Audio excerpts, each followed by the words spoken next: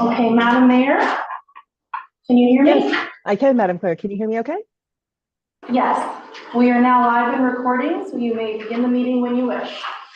Wonderful. Thank you very much, Madam Clerk. Welcome, everyone. Before we begin, just a reminder that the meeting is being recorded and live streamed on the Township's YouTube video. Of course, this is the regular council meeting, and we do have participants joining via Zoom, including myself, as well as from the council chambers. So please do raise your hand if you want to speak on a matter, council, and I will call on you, and I will try and keep an eye on all the monitors to make sure that I'm not missing anyone. Clerk, hopefully you'll be able to call the roll. We first have Deputy Mayor Nelson. Councillor Watt. Present. Councillor Report. Present. And Councillor Johnston. Present.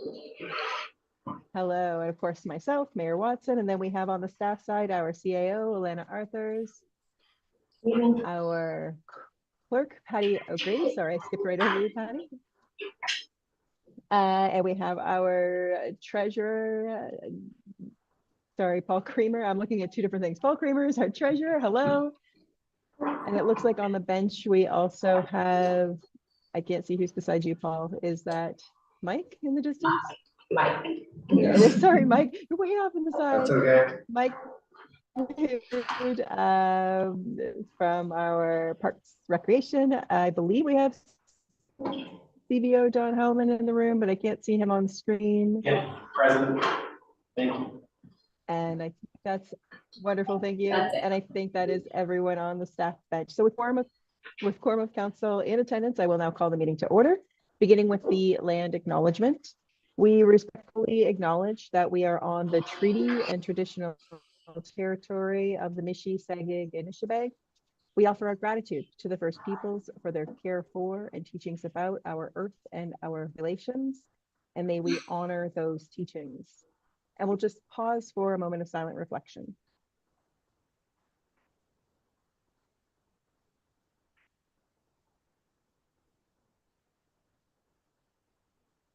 Okay. So moving on, of course, the agenda has been distributed to council in advance of the meeting. Is there any disclosure of pecuniary interest? Seeing nothing, could I please ask for an adoption of today's agenda? Moved by Councillor Vervoort, seconded by Deputy Mayor Nelson. All in favor? And that carries. Thank you. And an adoption of the minutes that are before us, 6.1 special council meeting minutes and 6.2 regular council meeting minutes. Councillor Vervoort, seconded by, look like Councillor Watt had your hand up. Nope, Deputy Mayor Nelson. No, I think we all have our hands. Okay, I'm sorry, there's a delay. I really apologize. Okay, so we've got a motion and seconded, all in favor, and that Yes. carries. Great, thank you very much. We have two items on consent. So is there either of those two items that council would like to, or pardon me, three items? Are there any of those items that council would like to hold for discussion? Councillor Watt, did I see your hand go up? No, I'm just going to move to accept the motion, please. All right, seconded. Councilor Johnson. Let's see. Councillor Johnson, sorry. Everybody will see me. Look in the corner sometimes. All off in the corner, the far view. Sorry about that. All in favor? And that carries. Thank you very much. Okay, moving on to delegation petitions presentations. I see we have Lou O'Hara and Tom McInnes here to make a delegation. Yes, please. Absolutely, come on up.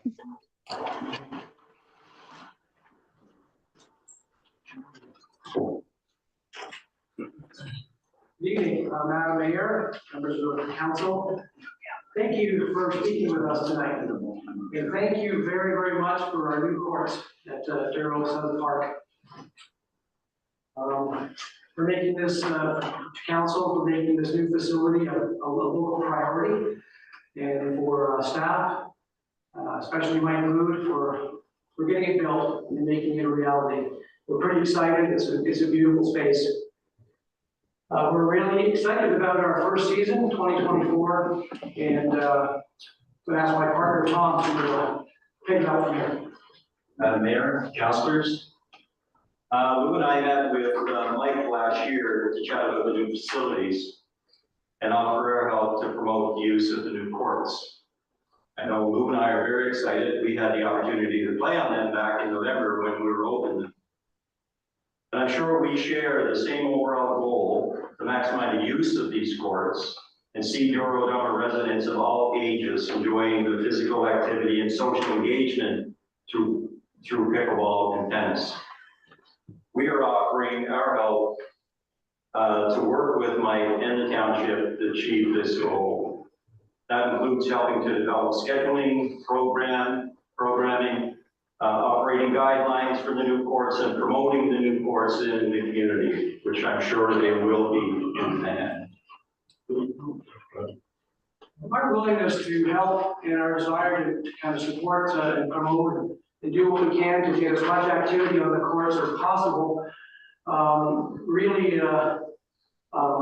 I go back to 2017, and the last time I was here in the council chambers was that year when I sat on the advisory committee for helping the township develop a parks and recreation strategy with Councillor Ray and a number of other local citizens. And one of the key things I remember is, the township is very much dedicated to creating facilities and spaces for people to enjoy recreation activities, to be physically active, to be socially engaged. That's a priority for the township to create those spaces. But the township staff, not really in the business of programming. We don't have a recreation department in our small municipality like a lot of bigger municipalities do. So we don't have a recreation coordinator that's going to create programs, that's going to implement those kinds of things. And the strategy basically made that clear and said, if those kinds of activities are going to happen in our community, it has to be based on the initiative and the support and the participation of volunteers. So that's Tom and I, and there's many others in our community who will come alongside us to help as well, to work, of course, with Mike as the Parks Facilities Manager. At the outset of the meeting, we'd like to ask you, you had a chance to see our new courts back in November.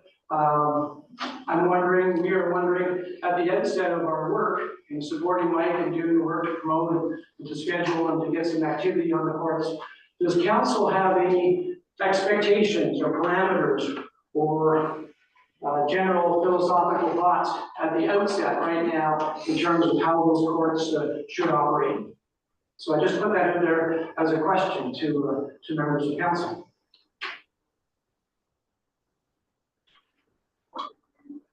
To the chair over there. Like at the last meeting, I brought up that we want to possibly set up with Mike and people like yourself and volunteers. And I said I wouldn't mind sitting on the committee too, to get a committee to go through all the things as far as the hours, the cost, scheduling things. So I don't know that this is the first step, and I'd like to get Mike's comment on it, because I'm sure he's got some kind of game plan, which we got to respect that and fall in line with that. And I think the biggest thing right now is that we do appreciate you guys coming forward to sit on, I'm going to call committee, that we can get going on this, because it is long before we'll be using these things the way I read this for. So that's where we're at right now.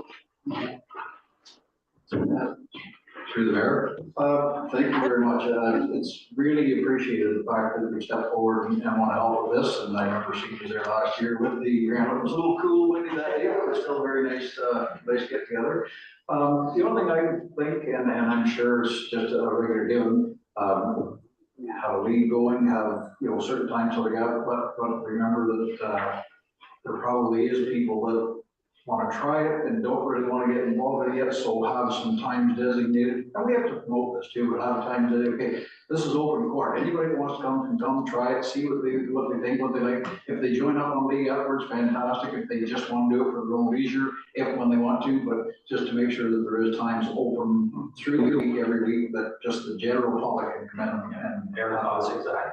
Yeah, very much so. It should be a facility available to all levels of the ability. People who want to try it for the first time, people who have been playing for a little while, everybody in between, all ages, very much so. That's very important, I agree.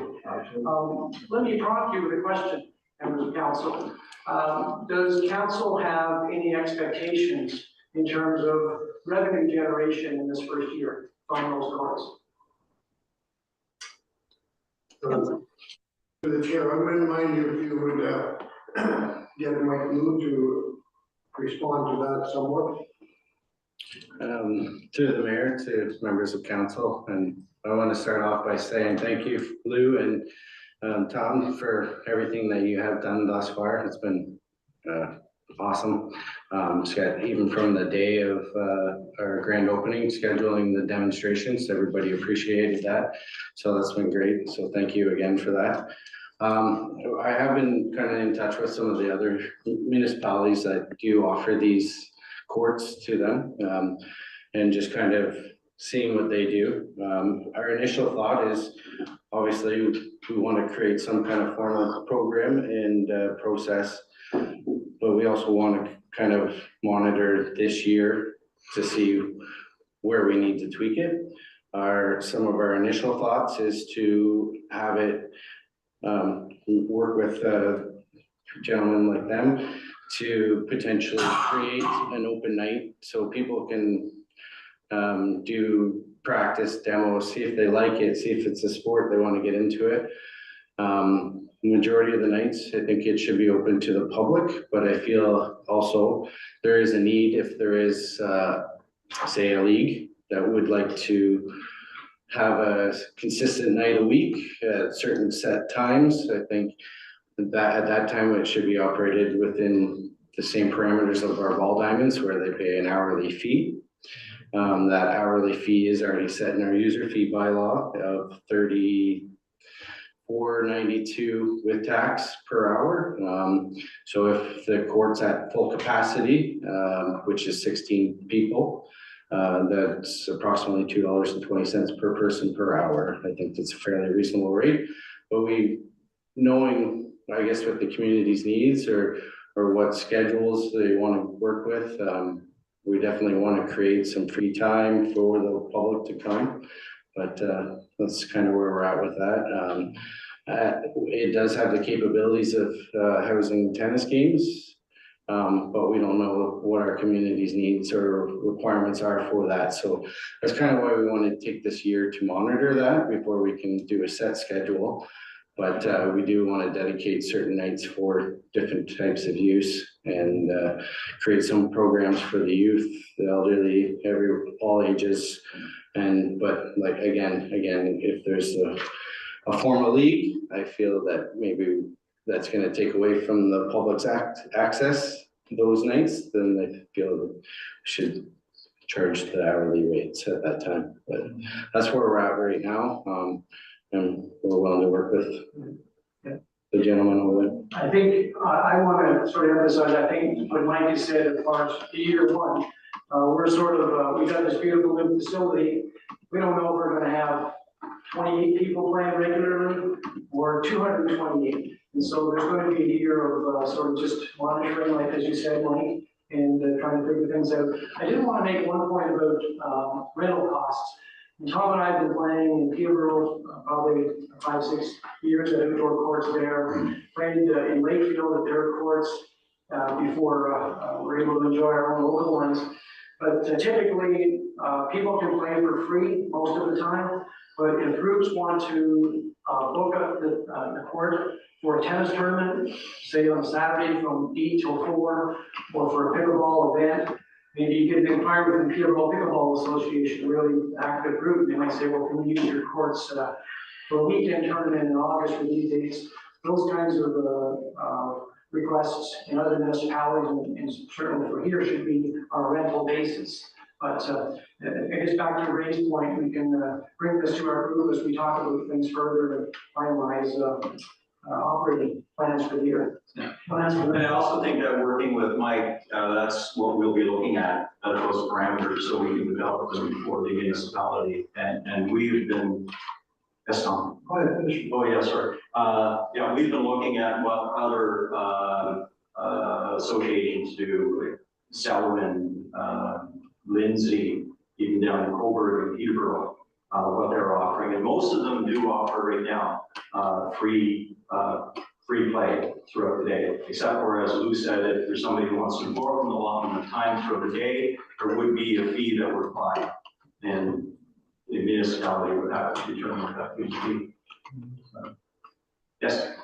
Through the mayor, and that's exactly what I was just going to say. So it's our first year. It's the first year that you guys are going to be involved. Like Mike's going to have his committee, so like that, or how we're going to work out. And I would like to see, for the most part, you know, like you say, if somebody wants to book it for a whole day or a whole weekend, absolutely, we've got to have some kind of a fee in place now. But I'd like to see for that first year, for the most part, let's just see who engages in it and how committed they are. So like that, like you say, you may get 10 people the first night, and then the next time you may get 50 people. It's like, it's all over the map probably that first year. People are going to get a feel for it. I like it or not like it. I want to try it, I don't want to try it. And you don't want to deter them with a cost right off the start. And I think that's a great idea. Let's just kind of do that first year and see where we go. And if somebody wants a big chunk of time, yes. But other than that, I think we can probably, and in my mind anyway, we could probably look at, let's just see how this first year goes with very, very minimal cost and go from there. Deputy Mayor Nelson? Yeah, through the mayor, thanks a lot, guys, and really appreciate the fact that you just want to get involved and help out. That's fantastic.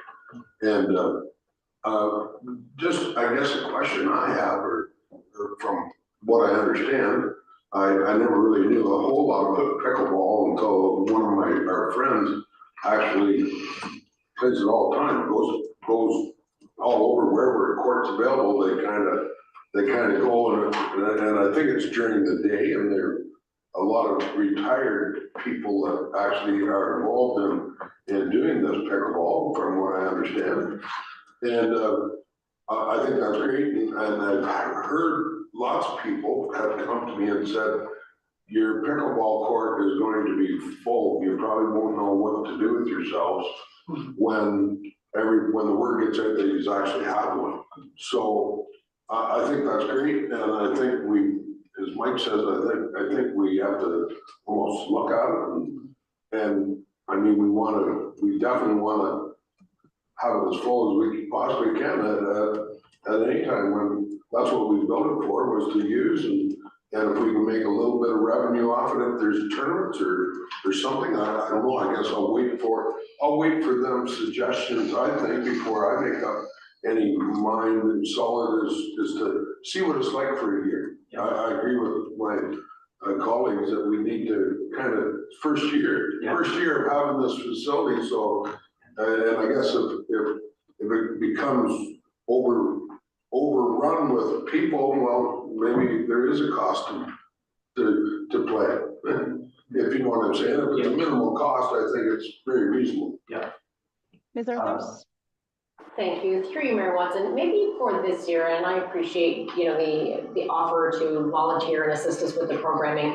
Maybe there's an opportunity this year, if you're willing to donate some of your time to do exactly as Mike had mentioned and start, you know, we don't do programming because we don't have the capacity, but we could, you know, potentially promote some opportunity for people that have never played that want to come out and try it. if you're willing to be there and provide some instruction, maybe we could do that once or twice a week. And then if we do find it's getting overrun by people that are familiar and want to use it regularly, it might then offer an opportunity for some younger people, people that don't understand how to play, and have them come out and utilize it. And then you're first and foremost and hearing the comments from people that are coming out. And at the end of the season, if you wanted to come back to council and just give an overview of, you know, what the experience was throughout the season and how we might establish it for next year, if you're willing to do something like that. I would suggest getting in touch with Mike, and then, you know, if that's something that you would be willing to do, I think that would be great for the community. Great, that's great feedback, thank you. And I would mention too, it is of course a dual purpose court. It was the tennis side. Tom and I are old tennis players too, and as we get older, we sort of are gravitating more to the more suitable sport for us at this stage of our life. But we have to somehow uncover who the tennis players are in our municipality and engage them and make sure that they're fairly accessing the courts just as much as pickleball for their needs and interests as well. You have time for one more question? I don't know how we're doing. It's supposed to be 10 minutes, but we may be over. You have time for one more? One more question, go for it.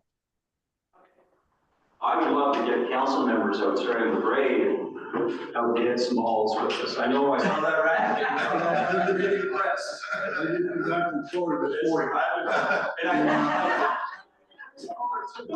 I think you will be surprised and impressed at the number of people that will get involved with pickleball. We play at the Wellness Center right now, and they're talking about Douro pickleball already at the Wellness Center. And also in Peterborough, they're talking about finding their way, migrating out this way, because courts are hard. And they will be in demand. But working with Mike, if we can, you know, set up some kind of program, even some guidelines and signage, there are going to be some big requirements for the court to have things posted so people know, what to expect and who to contact. We'll work on that as a goal. Great, that's Mr. McInnes, Mr. O'Hara, thank you both for your delegation and your willingness and to provide input and help us. It's all very new to us, it sounds like, as a council. I certainly would welcome an opportunity to get down and learn a little bit more about the sport. So I will be there. And I think at this point from council, if we could get perhaps a motion to receive the delegation and then also allow staff to work with Mr. O'Hara, Mr. McInnes, to see what kind of potential there is to further develop the sport in the community.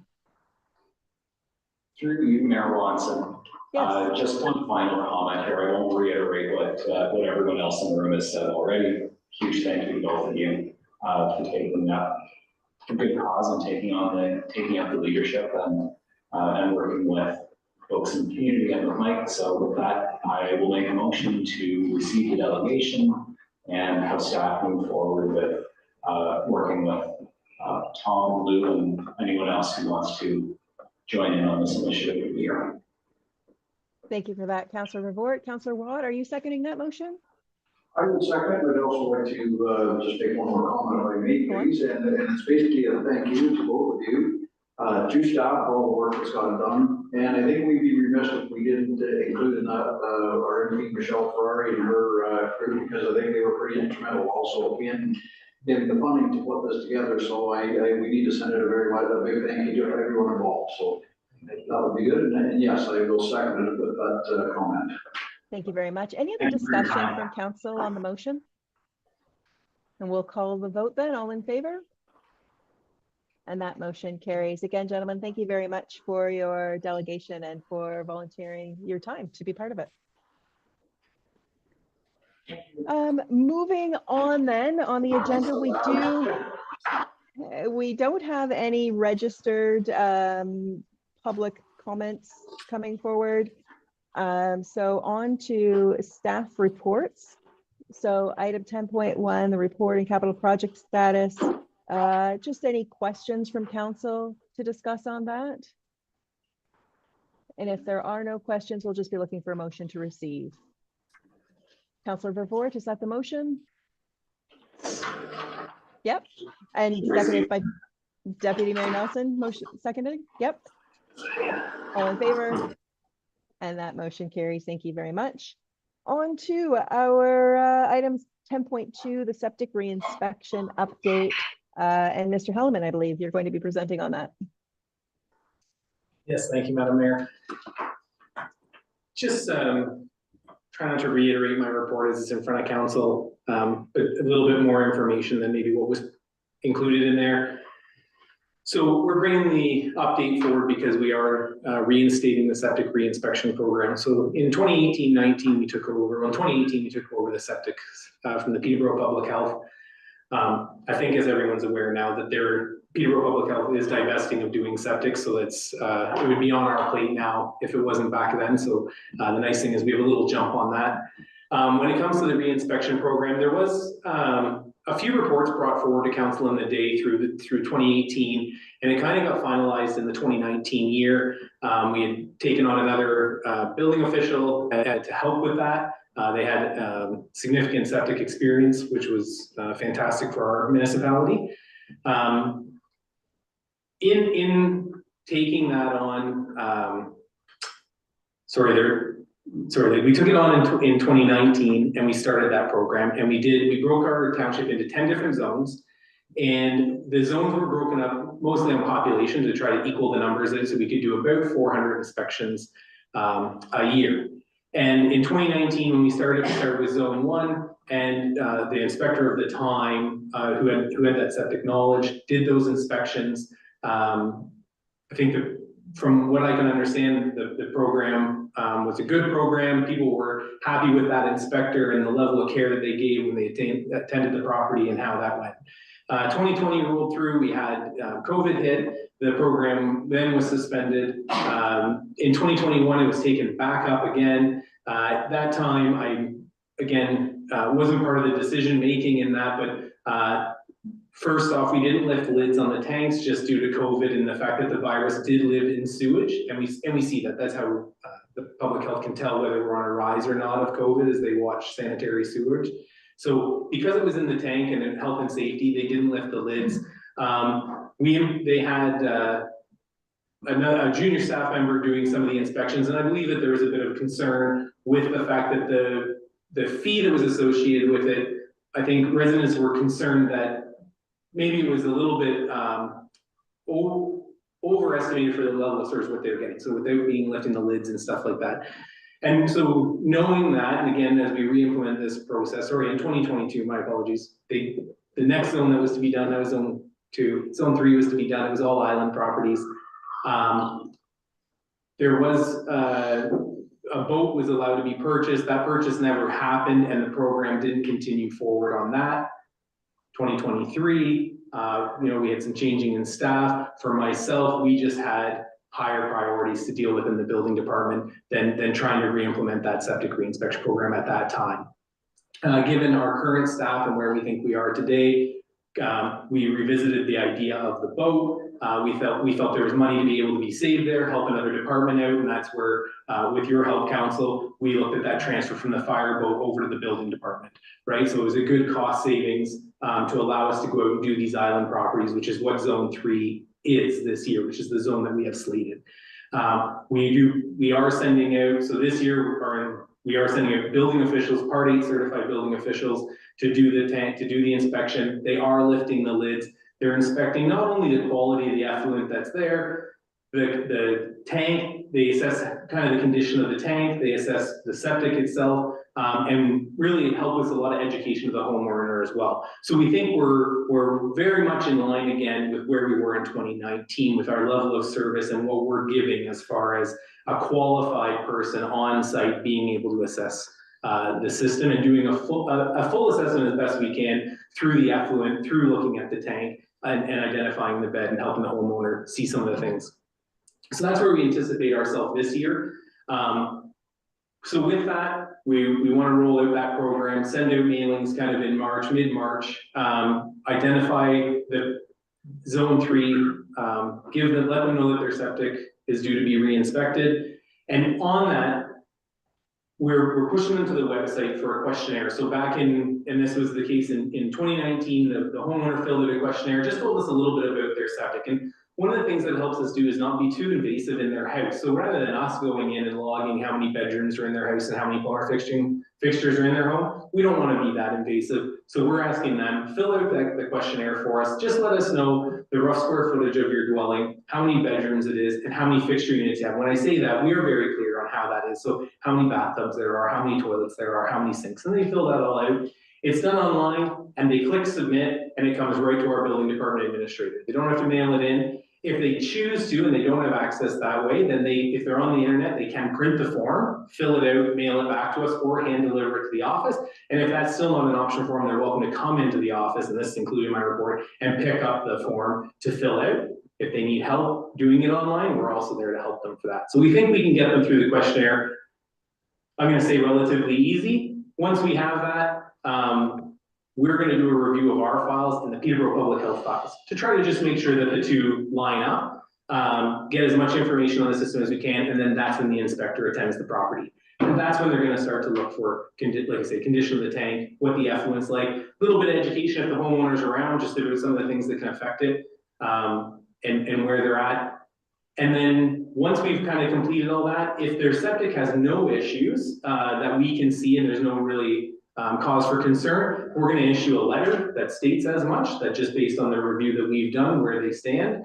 If there is issue with the septic and we find that there's a failing septic, or maybe a tank is starting to corrode, or the baffles out of the middle or something like that, we're then going to just talk to the homeowner off, like we'll contact them individually about that, and then we'll talk about what the next steps are, maybe the best way to go and rectify those problems. The ability is there to kind of come down, like to issue it, whether it be an order or have a bit more of an iron fist, I'll say, but that's not our intent. Our intent is to work with the homeowner, look at what they call it, what the issue is, and what we think how severe the problem is, and how long can we give them to rectify that. So if the septic's fully failing, we need to get that rectified. If it's something like the baffle starting to show signs of corrosion or the outlet pipe, we're gonna make them aware of that and tell them, keep an eye on it, or maybe it's something that they need to look at in another few years. So that's kind of the intent for us behind that program. And once we finish that all up, and then issue that, that's when, I think I included in there, is that's when the invoicing comes in. And why we're waiting until the end of that is we want to understand exactly, what's in front of them. We want to have done the work already before we do that, and make sure that we meet our level of service that we're looking to give to the ratepayer. I hope that answers some of the questions, and if there's any more, I'm happy to take them. Great, thank you for that. Go ahead, Councillor Johnston. The question I had, which was brought up when we started this, 10 years ago, when we had a public meeting on it. We brought in our area, we got done in the course in the country where they've had them installed X years ago, and maybe no permit taken with the health unit and that. Does that bother you people that are going to be doing inspections? Like if you don't have no record on it, but you open it up and take them up and see everything's fine, does that come into play at all? Through the mayor, thank you, Councillor Johnson. Unless there's an issue, it's not our intent. So again, if we get there and there's a fully functioning septic, and it happens to be our records that may not be up to date, and there was a record transfer that happens from Peterborough Public Health to us. So if things are either lost or not documented, I don't think that that's really the issue. The issue for us is, do we have what appears to be a safe septic? And if we have that, then I think that's what we're looking for. And we're not here to beat down on records. It's not really what we're after. And if I could just build on that, just Councillor Johnson, you remind me, anyone who's put a septic in within the last 10 years, it's part of the questionnaire. And it just says, have you put a septic in the last 10 years? We do ask them if they can provide us with the permit number or something. They give us that information, but if not, then we will look at that. So those people who have put that money into new systems, this is not something that pertains to them. So we're not kind of double dipping. They paid their permit fee to get the septic installed. They don't pay the re-inspection fee. This is more meant for those longer term septics that we fear, without effluent filters, and that might be in risk of failure. Thank you for that. Councillor Johnson still? One question on that is that are you concerned about, or is this something that you would recommend to people as far as getting it pumped? And also having shown you record of being pumped?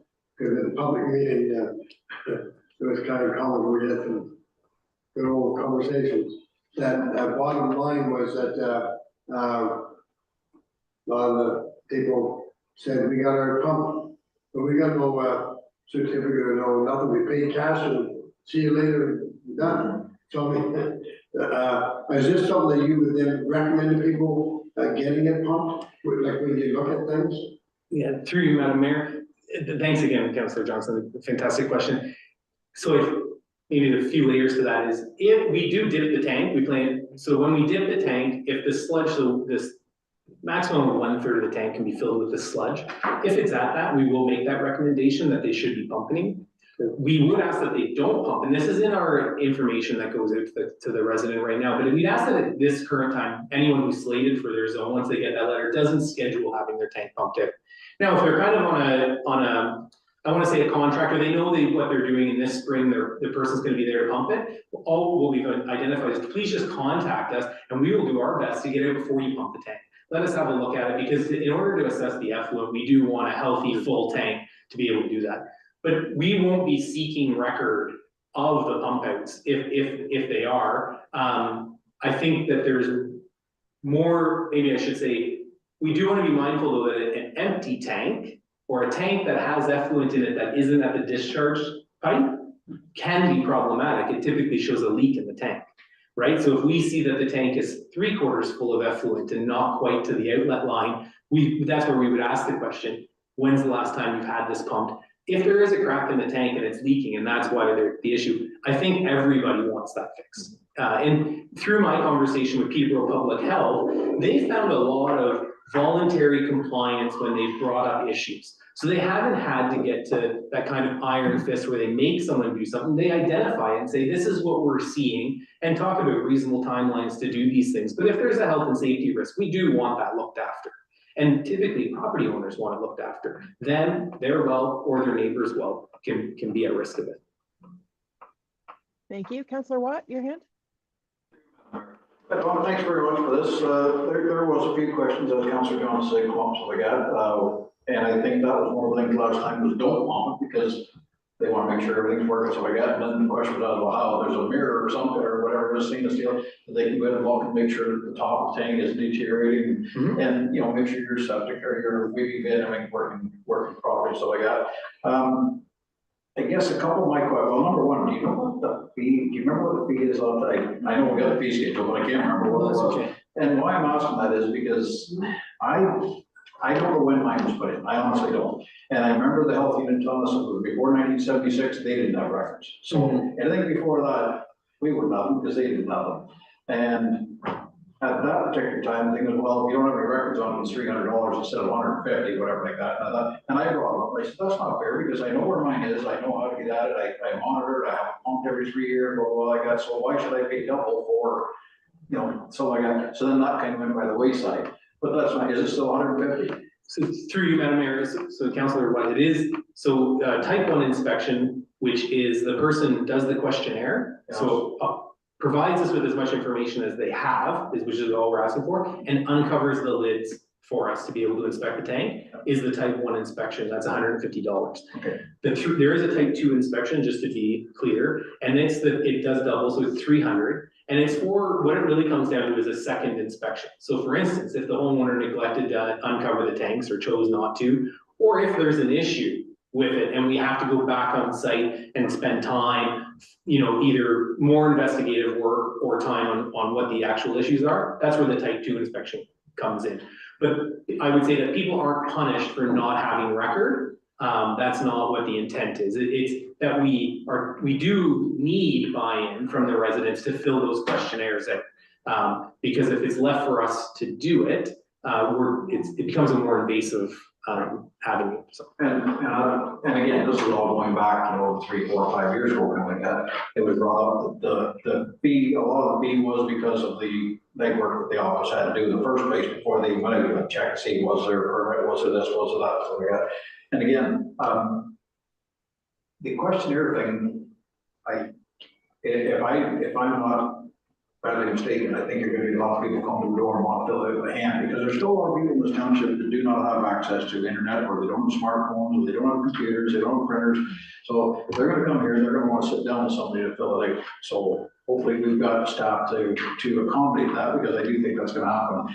And the other thing that I seem to remember, don't quote me on this, but I seem to remember was, zone 3 this year, and I'd have to look it up, see where zone 3 is, but the letter went out the previous year, like they literally, so right now for your March letters for zone 3, because we're gonna start it up right away, also zone 4 for next year would also go at the same time to give them lots of time to do it. So I don't know, maybe someone else can comment on that, but I seem to remember that we were almost a year ahead when we handed out the letters, not the same season. The system's gonna be tight on a few people, but it's the way it is. But yeah, so for zone 4 for next year, so we should go this year. Absolutely. So through Madam Mayor, Councillor, what I did notice that in some of the review that I've done on the council minutes and the presentations that were done, I think there was some wording kind of on the onset that led it to believe that it would happen the year before. In future, or sorry, like in previous or since then, the PowerPoint presentations that have been presented have identified the idea that the mailings would go out in the spring of the year that the inspection was done. And there was kind of some theory that was given in those presentations about the idea that people would forget, stuff would get lost, and they wouldn't do that. And so I do appreciate that. I think on the early onset, I think it was just bad wording that kind of led to believe that it was going to happen the year prior, but I do think it got cleared up.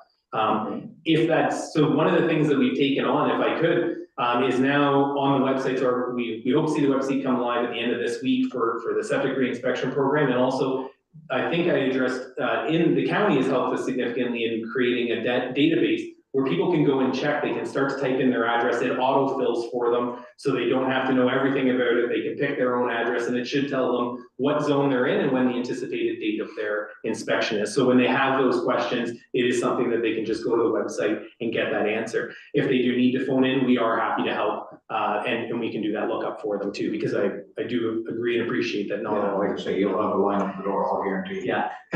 All right, well, that's good. I don't think there's anything else at the moment, so that's good. Thank you, Councillor Watt. Deputy Mayor Nelson? Yeah, through you, Madam Mayor. Don, what's protocol when you're planning on going to somebody's house and they're saying, you're not coming on my property? What's protocol? Through you, Madam Mayor. I think our first thing is to understand their position. Understand why they are taking that position and what they're fearful of, or what they think is the issue.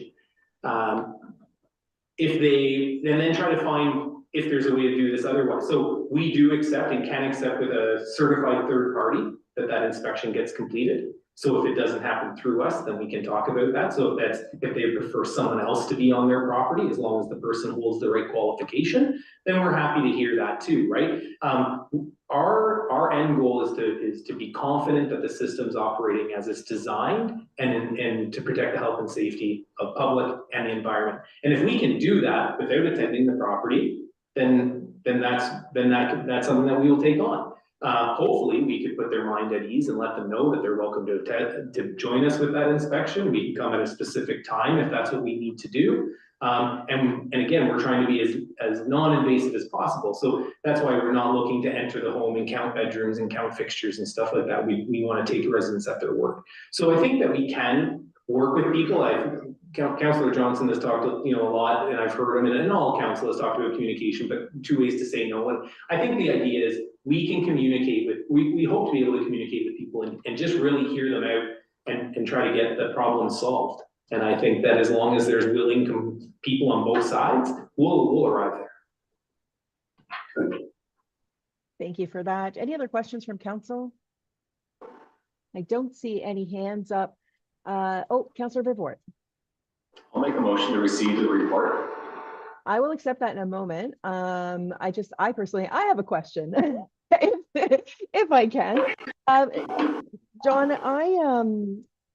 I recall, and you were kind of touching on it with the original timeline of when and how the program rolled out, but Zone 1 was identified as Zone 1 because there was an imminent need to inspect a certain group of properties that were within Zone 1 because they are governed under, perhaps it's a Source Water Protection Act because they're kind of part of the Lakefield feed-in for their source water they're drinking.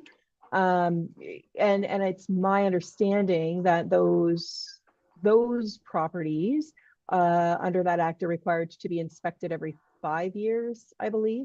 So where does, now that we've had to like pause and we're in Zone 3, where does that group of homes kind of fit in with the cycle and the every 5 years? And are we doing those inspections, or is that a different class of inspection? Can you give some clarification around that, please? Yes, thank you, Madam Mayor. So the source water protection inspection that happens, you're absolutely correct, is every 5 years. The fee for that inspection is reduced as well. It's half, so it is $75. And the idea is they're going to have 2 every 10 years, so they'll be at the same. So not all of Zone 1, like all of the Zone 1 properties aren't part of the clean water, but some of them are. And so those properties that are sort of part of source water protection, though the municipality took a pause on kind of our septic re-inspection program, the ones that's covered under the source water protection couldn't take a pause. They are, we report on them every year, but every 5 years we do the inspections. And so we are slated, I believe it's 2025 is our next slated inspection for only the source water protection properties. That's not all encompassing in Zone 1. Okay, thank you for that. So just to follow up then, in 2025, if I'm doing some basic math here, 2024, we're doing Zone 3, 2025, we're doing Zone 4, and the little subsection of Zone 1 that's required under the Source Water Protection Act. Is that correct? Yes, Madam Mayor. Okay, thank you. Thank you. I appreciate that clarification. Okay, over to Councillor Vervoort. You were going to make a motion to receive the report. Yes. Receive. Yes. Receive the report. Yeah. Thank you. Councillor Johnson. Oh, Councillor Johnson. God. Second. I'll second it then. All right, so we have Councillor Johnston. You're seconding that? Yes. All right, any discussion to the motion? All in favor? That motion carries. Thank you very much. On to Ms. Arthurs for item 10.3, the Protection of Livestock and Poultry from Dogs Act, please. Thank you. Through you, Madam Mayor. This is a report that came out of the clerk's office, and in Martine's absence, I will read the recommendation, and if there's any questions, I'm happy to attempt to answer them for you. So the recommendation is that the clerk's office 2024-05 report dated March 5th, 2024 regarding a claim under the Protection of Livestock and Poultry from Dogs Act be received, and that the claim dated February 26th, 2024 of $887.88 be paid within the 30-day deadline. This is not something that we see very often. Often when there's livestock that is affected by wildlife, coyotes, it's under a different program, but there is actually specific legislation when it is a dog. So this was one of those times, and unfortunately we don't have to deal with it very often. We did use the same parameters as far as evaluating the value of the livestock as they do through the provincial program, but this one does have to come back to council for approval, so that's what we're looking for tonight. Thank you very much, Ms. Arthurs. Deputy Mayor Nelson? Whenever you're ready, I'd be willing to make the motion. On the recommendation, to approve the recommendation? Yep. Okay. Follow the recommendation. Councillor Watt? Second. Seconded. Any discussion on the motion? All in favor? And that motion carries. Thank you very much. We have no committee reports. We do have 2 items under correspondence. Looking at item 12.1, Farmland Forum 2024, the future of Ontario farmland. Looks like there's an invitation there, Council. Any direction on that?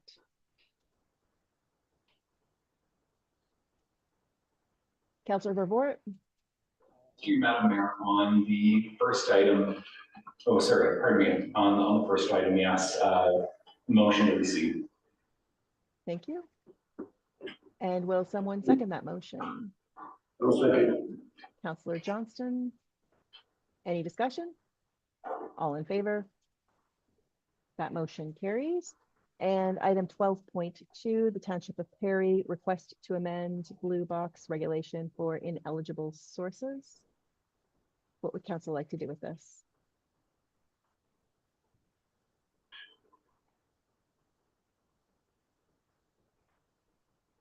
Councillor Watt? I make a motion just to receive it, please. I'm not even sure what end of life, stuff there is really that we'd be having to deal with in our municipality, and I need more information before I support it. Okay. Anyone wanting to? I'll second that, and I got a question to ask. Like they keep saying, go back to the people that, who made the product and let them look at the cost of everything. I don't know how they can do that. Like, how would you find out who made, who, Maybe like to be on something. who, There. like I understand what they're saying, and I'm in favor of what they're saying, but how would you really voice that? How would you really, find out where all the material come from? You know, that's what I mean. And I think it'd be, the cost trying to track down the stuff. Councillor Purport? Through you, Madam Mayor, just to shed a bit of light on this one, I'm not 100% certain whatsoever in terms of all the mechanics behind this, but from what I understand, some of the products that are already going into the recycling program, it's not the municipality that tracks how much plastic is going, and then we contact Coca-Cola and we contact Rubbermaid and we contact all these other outfits. Those costs are already built in on those companies that they're subsidizing the program already. So we would essentially just be looking to expand that scope so that every plastic bottle costs an extra half a cent on the production side. Thank you for that. If anyone else on the bench or Mayor Watson, if you're familiar with the way this is, as I say, I'm pretty sure that's how it works, that the onus doesn't fall on the township to monitor and track. That's correct, Councillor Purport. As I understand it, the producer pay system that we're looking at, that's been approved and mandated as of January of this year, it's my guess is the accounting is coming from on the manufacturing side. So the province knows how many bottles they are shipping of soda pop, for example, and being sold, and it's going to be a percentage of their output that they're using in their product. That's what's they're paying it as a tax, and then that of course turns around onto the consumer in some way, shape, or form. The challenge here is knowing what's being used in I believe, and perhaps staff could add some clarification because I don't have the correspondence in front of me. It's been a couple of days since I read it, but I believe that they're looking at right now the producer pay system only is for the most part residential blue box, where municipalities are still on the hook for public facilities such as our arenas, and businesses which typically are paying for their waste to be removed in many cases as it is. But I don't know if staff have any further clarification or perhaps correction, because I don't have the correspondence in front of me in this moment. To you, Madam Mayor, that's my understanding as well. The residential is being dealt with. You know, we have established the contract with Circular Materials. We've provided them with significant amounts of information, but certainly, you know, what is happening in our facilities as well as the commercial facilities, that's where there's a bit of a gap right now. Right, thank you. So I believe we currently have a motion to receive that's been moved and seconded. Is there any further discussion to the motion before I ask for the vote? All in favor then? And that motion carries. Thank you very much. We have no bylaws, no reports derived from previous notices of motion. I haven't received any notices of motion, but I'll ask if there are any from council at this point in time. Seeing nothing, on to announcements. Do we have any announcements? Hearing nothing. We will move into closed sessions at this point. So for reasons stated on the agenda for personal matters about an identifiable individual. So council, could we get a motion to move into close? Councillor Watt, seconded by Deputy Mayor Nelson, all in favor? That motion carries. Thank you. And we'll just wait for council to, or pardon me, for staff to transition us into closed session. Thank you very much. I'm gonna recess to. Yeah, if you want, do we need a quick recess? It's in a 5-minute recess, so we can get into ordinary when we go. Sounds good. Thank you. Yeah.